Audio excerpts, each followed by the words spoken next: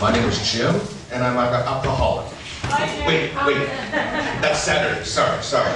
Hi, good evening, my name is Jim, and there's two things you should know about me. Okay, well, now three apparently. The first one is, I am extremely, mildly, sort of claustrophobic. If my chest is compressed and I have trouble breathing, if I don't feel like I can fully expand my chest, I start to freak out. I'm a big man, you don't want me freaking out. If there's something close over my face and I can feel my breath come back on my face, I'm gonna freak out. And again, I'm a big man, you don't want me freaking out. And the third one is, well, I'm not really an alcoholic, so let's just get that straight. Over the past 15 years, I have been on a journey.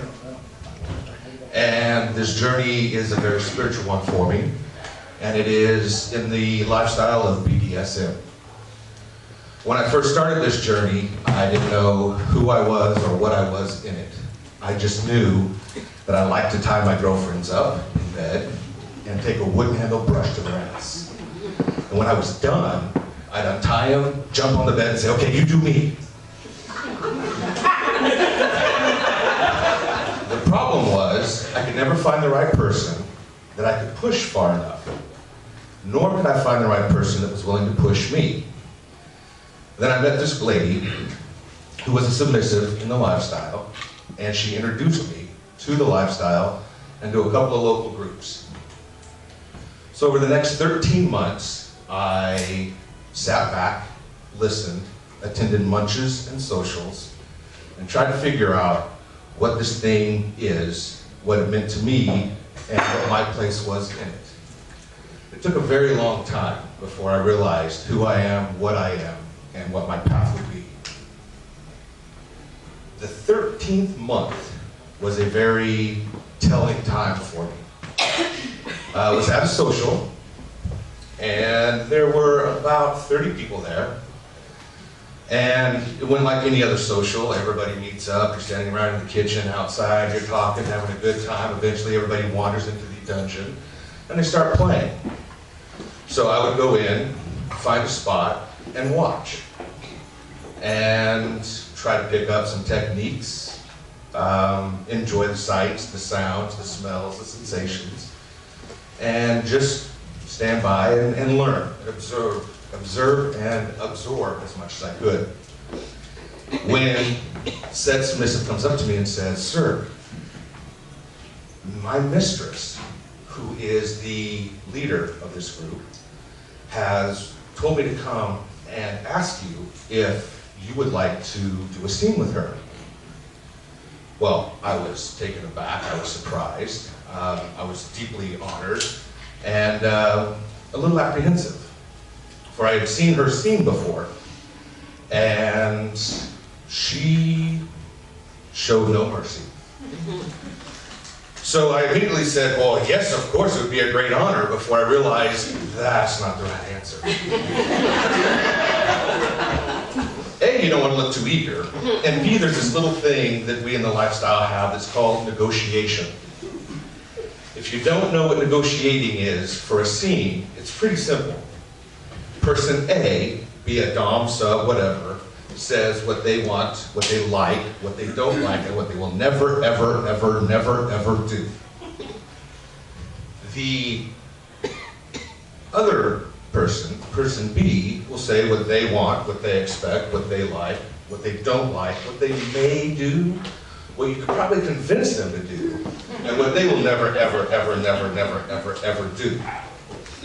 And somewhere in the middle you meet, and you play, you have a scene, and hopefully both parties get what they want out of it, and everybody goes away happy, sweaty, lubed up, and joyous. I negated all of that. Absolutely, let's go, let's do this, I'm honored, because what can you say? You can't say no to the person who is held in very high regard in the community, and you can't say no, and you can't look like you're apprehensive, especially when it's your first time. You gotta look like you're able and willing and excited to do it. So without a second thought, I'm like, yes, okay, fine, let's do this, let's go, what do you need me to do? So I get escorted over to a corner. In this corner is a wooden straight back chair with a high back. Right here along the shoulder areas are 2 rails that you put your arms in. And somebody binds you to it. They bind your legs and any other body parts they want. But I'm getting ahead of myself. So, I'm told to strip, and I'm told to sit in the seat, which I do. And at this time, I must say, there are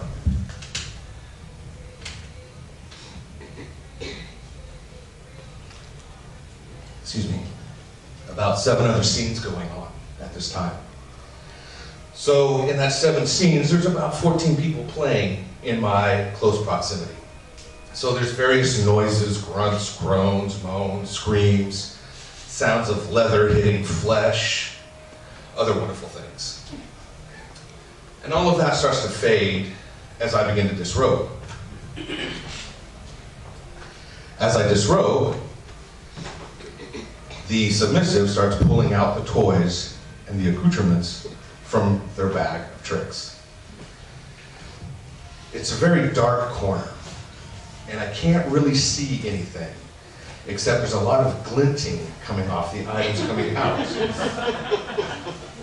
The glinting, to me, signifies metal. Now, I'm going to be a naked man, fastened somehow to this chair. I'm going to be a naked man, somehow fastened to this chair, with my very important, very phobic junk that does not like sharp implements anywhere around it. And all I see is the glint of metal coming out of the back. I disrobe, I sit down, and a 3/4 blindfold goes over my head. My heart stops. My breathing stops. My brain freaks out.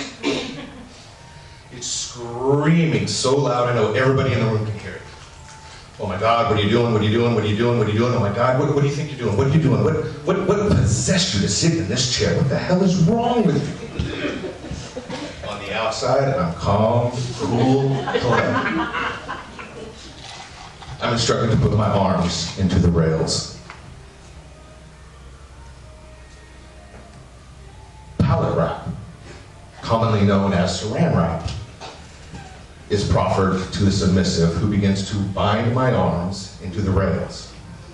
If you've ever used saran wrap or pallet wrap, whether it be a plate of leftovers, whether it be your boyfriend, your girlfriend, your significant other, whatever that may be, or maybe you just do it to yourself just to see what it's like.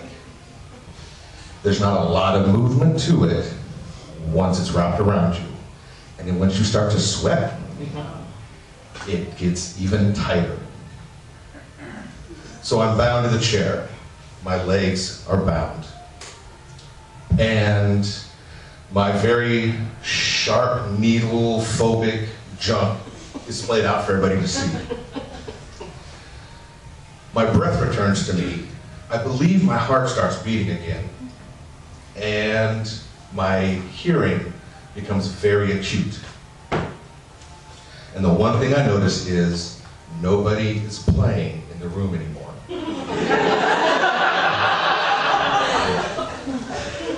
Obviously, my hearing hasn't returned because I hear nothing.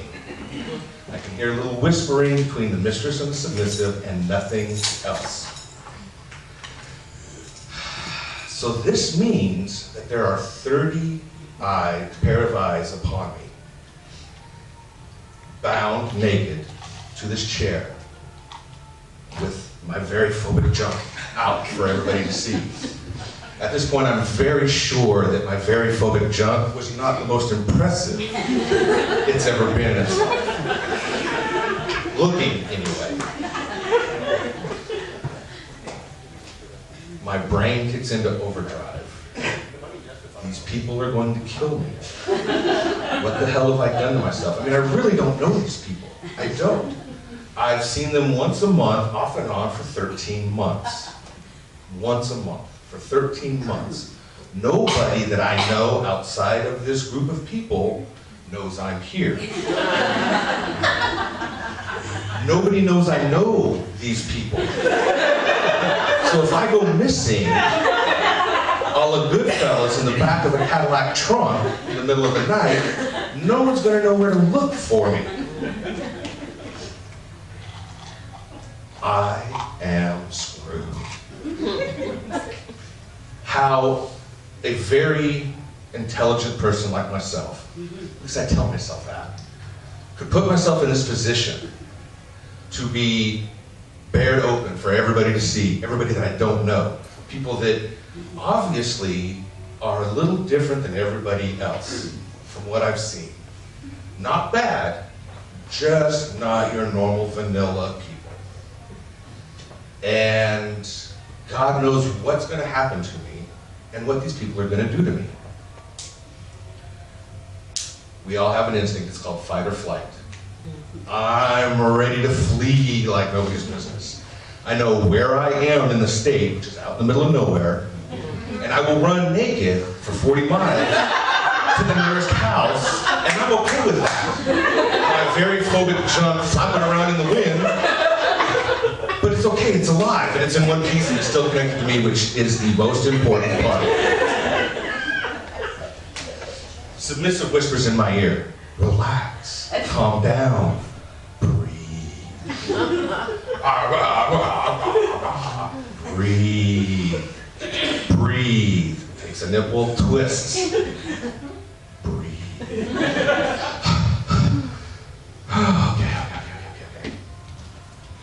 And then the fun begins. For them. Have you ever taken a clothespin and put it on the tip of your finger? What am I saying?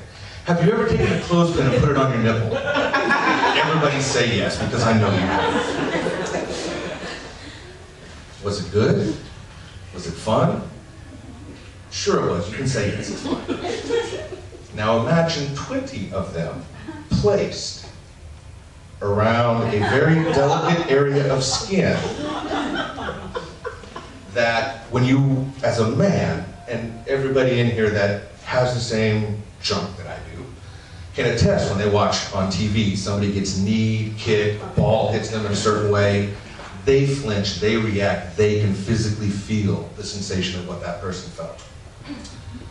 Take 20 clothespins and slowly apply them, flattening out the scrotum, as I can only imagine it looks like a couple of fried eggs now. A couple of angry, very red fried eggs. The sensation of a clothespin going on very delicate skin can be very erotic. The sensation of a clothespin quickly snapping on very delicate skin can cause you to jump and dislocate your shoulders if they happen to be bound in a certain area. Now that did not happen, but it felt like it.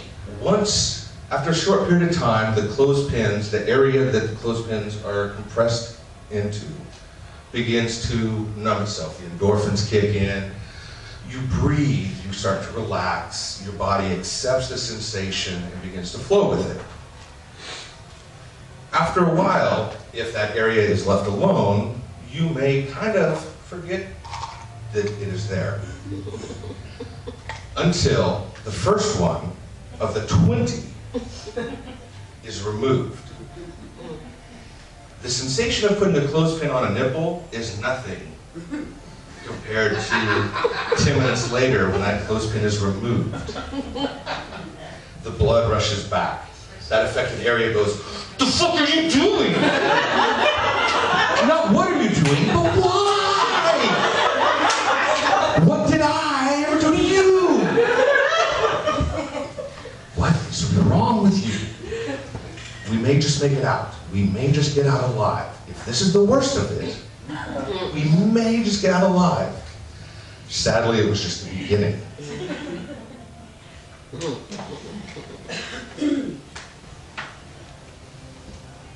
20 clothespins. Angry fried eggs. More clothespins down the shaft of said very phobic junk and attached to the head. So in my mind, I'm picturing a very obscene, happy, smiley face with a very long nose. I'm gonna say a very long nose. I'd be lying, but I'm gonna say a very long nose.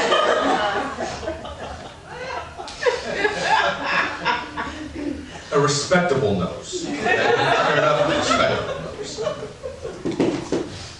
So, rope comes out.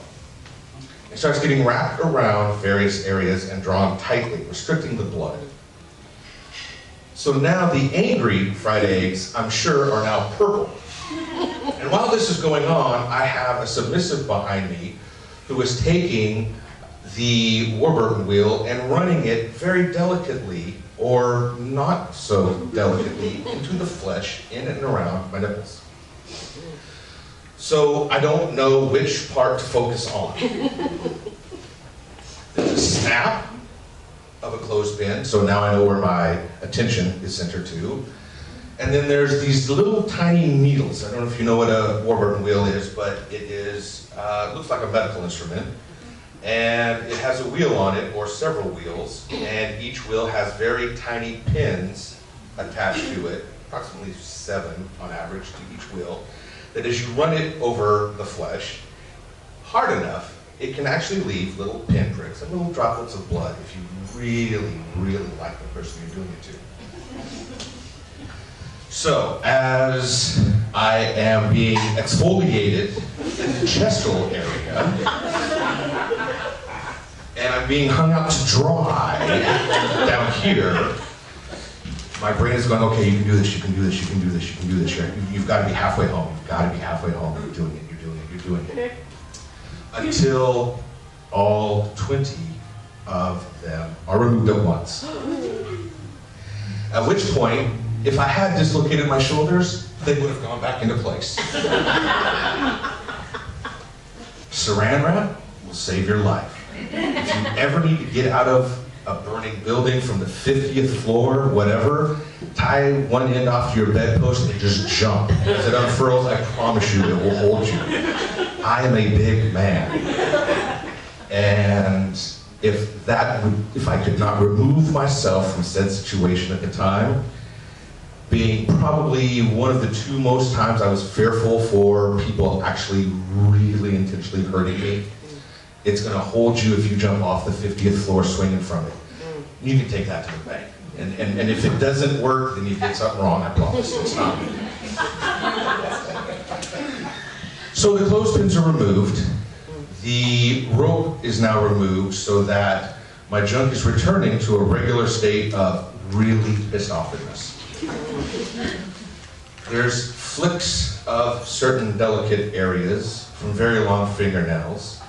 The wheel has now found its way to my very paranoid, phobic, against sharp implementation junk. And there's needles embedding itself into some very angry, disturbed skin. I get a whisper in my ear. You've done very well. Congratulations. You've done so well that Mistress has said I can give you one of my patented blowjobs. Yes! Thank you, yes! I knew this would pay off. Yes, please, yes. I'm 100% yes, I'm in. Okay, let's go, let's do this. Twice in one night, I betrayed myself. Well, I'm gonna have to go get a condom. Hang on a second. So while the submissive goes and gets a condom, the mistress has taken rubbing alcohol and begins administering my very paranoid, very angry, perturbed, confused junk, my recently exfoliated chest and nipples, and I'm having trouble breathing. Very short, sharp breaths. This was supposed to feel good. Where's the blowjob? Can we just skip this and get to the blowjob? Please. Submissive comes back, and there's much fussing about. The burning has gone away, and my breathing has returned. And there's another whisper in my ear. This time it's the mistress. The submissive's gonna get between your legs, and you are in for a treat. It's not every day I let her do this to others. You're going to enjoy this, I promise you. Go ahead, submissive. Begin. Very slowly, hands are run up my thighs, my legs, my thighs. Very gently, my very phobic junk is caressed. Okay, I can enjoy this. I may have lost a couple of testicles, but it was worth it at this point, because oh my God, this is gonna be great. The next thing I remember, there's a very loud screaming in my ears. Just underneath the screaming is a very high-pitched din of noise that I can't quite place because of all the screaming that I realize is me 3 octaves above my normal range. Once I realize it's me screaming, I also realize there is a lot of heat coming from my very confused junk area. I inhale, I exhale. I inhale, and it's a very odd odor that I am receiving. I breathe, or attempt to, and I realize the screaming is me. So stop that. You're a man, damn it. You're screaming like a woman. The din is a heat gun. I don't know if you know what a heat gun is. You take a blow dry, and you put it really close to your skin, and you turn it on high, and you leave it there. You might get irritated, you might get a little burn. A heat gun is used to take various cables, etc., and shrink wrap around it to hold it into place. It will melt plastic. It will take paint off of cars. And it is being held in very close proximity to what's left, I can only assume, of my junk.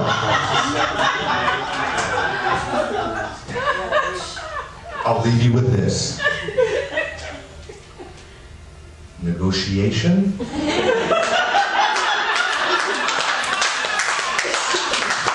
should never, ever be overlooked.